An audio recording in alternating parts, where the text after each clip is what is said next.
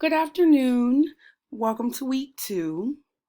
So in this video, I am going over the sample argumentative essay, the structure, which is also in MLA format.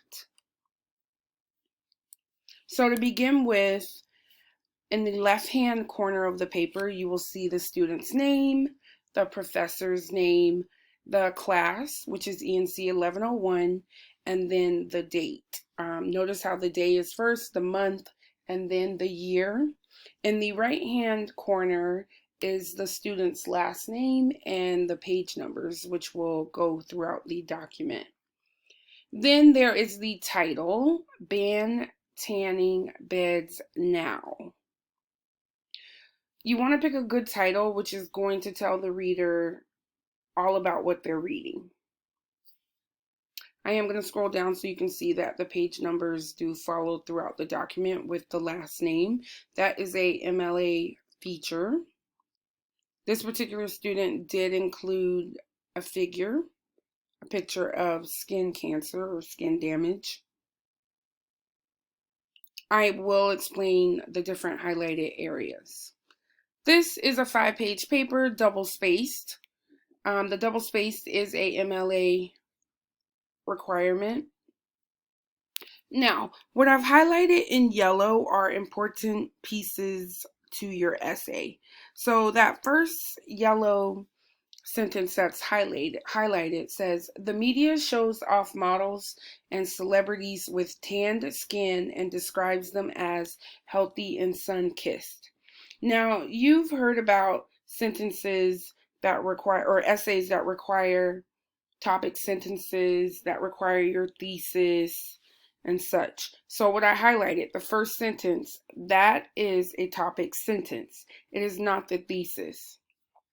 But when your reader reads the topic sentence, that should tell the reader what that paragraph is about. That also will help you as the writer to keep checking to make sure that you're not going off topic for that particular paragraph. So if we take a look at it, the first part of it says, the media shows off models and celebrities with tan skin and describes them as healthy and sun-kissed.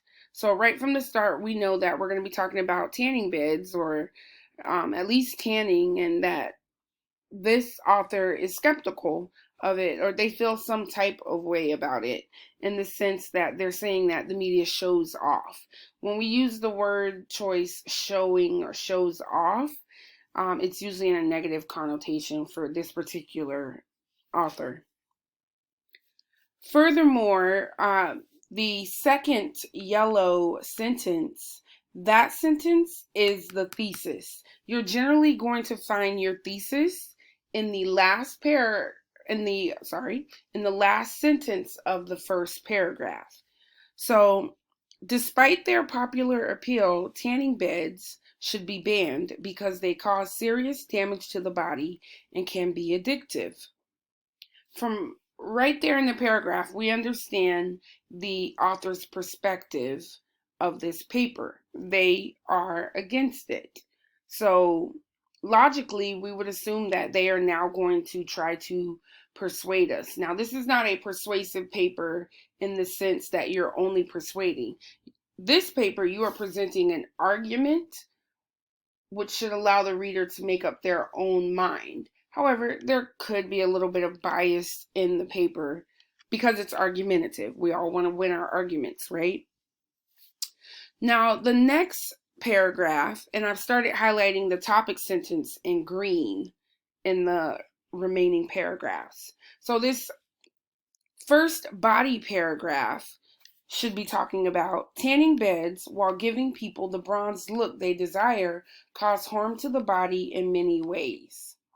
So this paragraph should be telling us the different ways that tanning causes damage to the body.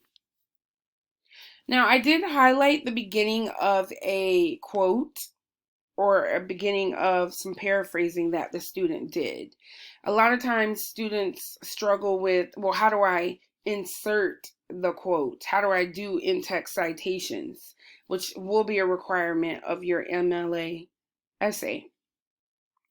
So the student starts the paraphrasing with, according to dermatologist Leslie Bauman, and that's a good way to start an in-text citation. And then she goes on to, one way tanning beds damage the body is through UV rays.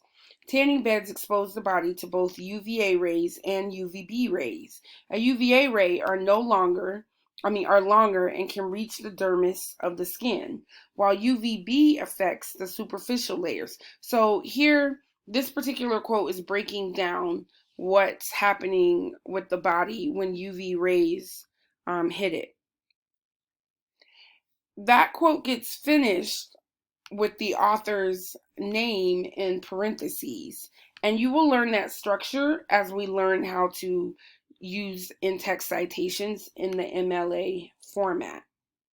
If you go to the next sentence down, it says, according to the CDC, comma, and then a quotation mark. What that's meaning is that it's a real quotation, as in the exact word.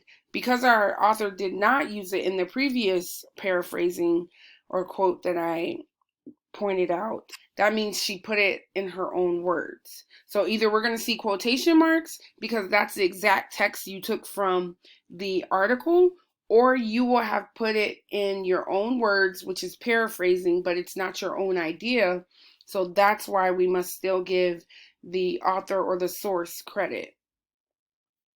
So to continue, we move on to our second body paragraph, and that next paragraph should be talking about, all along with the increased risk of cancer, these devices have other dangers. So based on that topic sentence, the next paragraph should talk about the dangers of the devices, which are the actual tanning beds, in addition to different other parts of the body. If we're just skimming the text, we see that they start to talk about the eyes and the eyelids, effects on the skin, that it dries out the skin. So the different other body parts impacted by tanning beds. And you will see more MLA citations within that paragraph as well.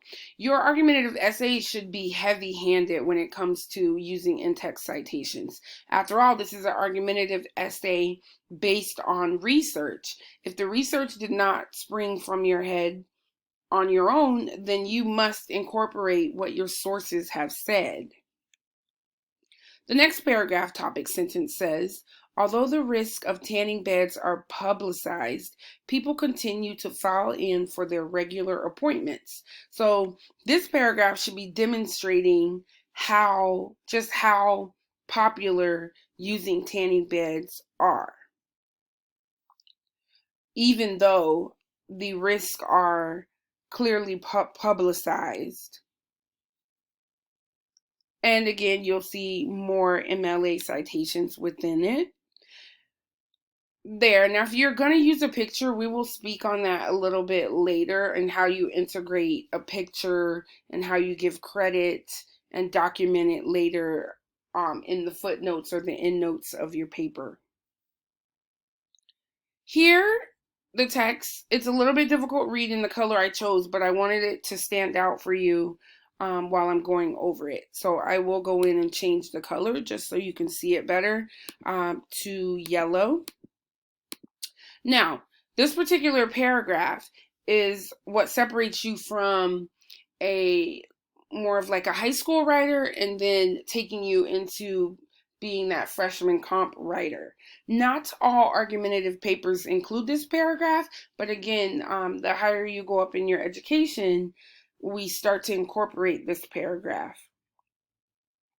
This particular paragraph is kind of introducing the other side's argument. So remember, our author is strictly saying how tanning beds are bad and that we shouldn't use them. In fact, they should be banned. This paragraph is addressing the opposite's argument by picking out a few things, or one thing at the very minimum, of what they would say. So in this paragraph, they're saying that there is a good trait, there's a pro to tanning beds, the fact that it does give your body vitamin D. which some people call, the sunshine vitamin. This paragraph is where you would refute the argument that you just set up. Now, it's not where you have to go in so much detail, because after all, this is just one paragraph. So you just want to highlight the opposite argument, and then you want to move on. The next paragraph, again, there's a topic sentence, and it's kind of closing the entire essay. It says, Brazil and Australia have already banned tanning beds, and the United States should join them due to the risk of cancer and addiction. Now, you have your shoulds, your woulds, your coulds. You're allowed to use that type of language in an argumentative essay because you're trying to sway your audience. So when you read through the paper and it feels like your author is biased, that they're trying to get you to think a certain way, that's exactly what they're doing. Setting up the argument and trying to persuade you. Again, how does it differ from persuasive? Persuasive usually does not present the other argument, like with this refuting paragraph. And persuasive does not always have to have factual evidence and then research-based evidence as well.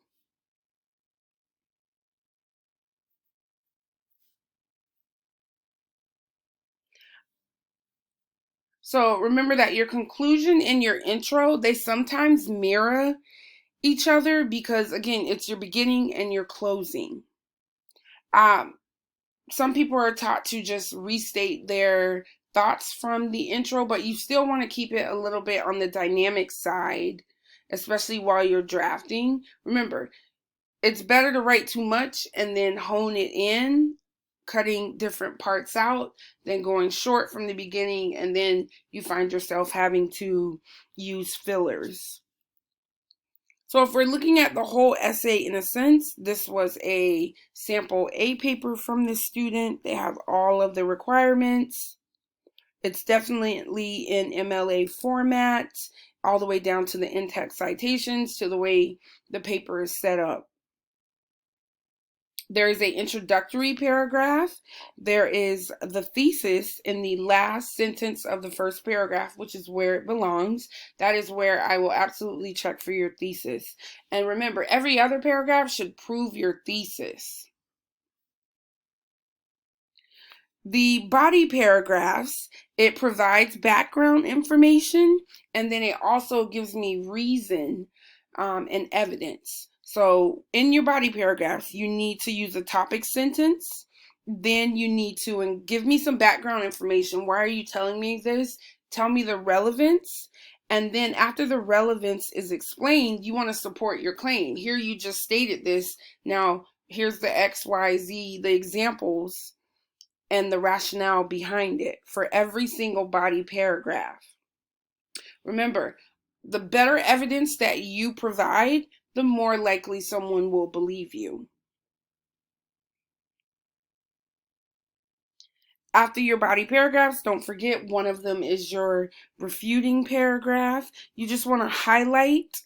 And also I want to add that when a refuting paragraph is included, that makes the reader feel more at ease because you're not ignoring the fact that this other argument out there exists. So it makes you more authoritative and more trusted, more well-rounded as a writer in general. And then back to the conclusion. Make sure you show your reader what would happen if the argument, if they don't address it and adhere to it. Give them something to think about in the conclusion. All right, that's it for the sample argument. If you have questions, please let me know as soon as possible. This is due later on in week 8. I have to double check the syllabus, but I believe it is week 8 for sure. So it's not that you are starting to write it just yet, but you definitely at this point should be thinking about topics or arguments that you find